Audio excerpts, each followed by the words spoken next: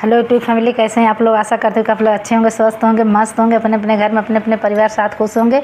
और देखिए गर्मी इतना ज़्यादा पड़ रहा है ना, गर्मी के आधारित गीत हम लोग सुना रहे हैं। इतना ज़्यादा गर्मी पड़ रहा है कि घर में से निकलने लायक है नहीं। लेकिन फिर भी जब ससुराल में चले आइए ना तो सास ससुर नहीं समझते हैं। सास ससुर तो समझते पर सास एक ठीक पता नहीं क्यों नहीं समझती हैं। और देखिए कैसे बहू मतलब कह रही है, सुनिएगा आप लोग। गाना के माध्यम से एक एक वर्ड बताऊंगे तो गाना मेरा क्या जाएगा, बहुत समय भी लगेगा। आप लोग सुनिएगा, सुन के लाइक सब्सक्राइब कमेंट ज़रूर करिएगा। देखिए बहुत गर्मी में गाना बना रहे हैं हम लोग, गर्मी के ऊपर भी। आप लोग पंखा चला के सुनेंगे, हम लोग तो गर्मी में बैठ के पंखा बंद करके बना रहे हैं। सुनिएगा आप लोग गाना के माध्यम से। टप टप चुए पसीना जब गर्मी का महीना, टप टप चुए पसीना जब गर्मी का महीना। ससुर हमारे पंखा ले आए, ससुर हमारे पंखा ले आए, पंखा ले आए हो पंखा ले आए। ससुर हमारे पंखा ले आए, सासू हराम किया जीना जब गर्मी का महीना। सासू हराम किया जीना जब गर्मी का महीना। टप टप टप के पसीना जब गर्मी का महीना, टप टप टप के पसीना जब गर्मी का महीना।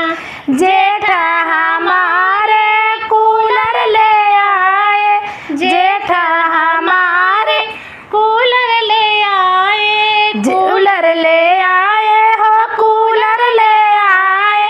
जेठ हमारे कूलर ले आए, जेठनिया लगा हो दीना जब गर्मी का महीना।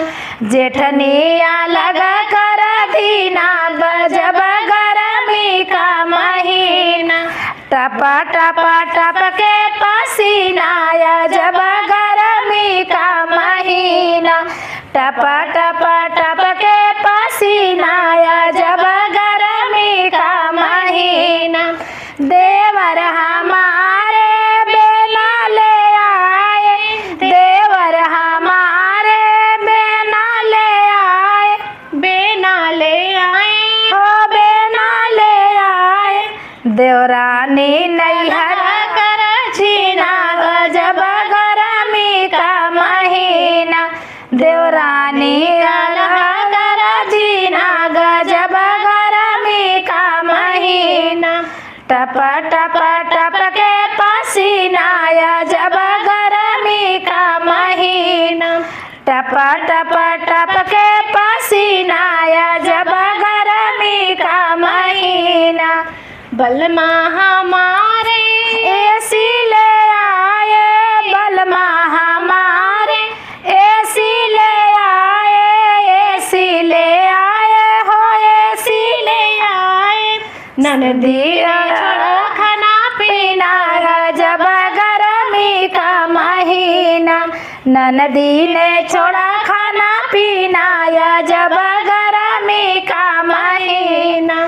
टप टप टप के पसीना जब गर्मी के महीना, टप टप टप के पसीना जब गर्मी का महीना।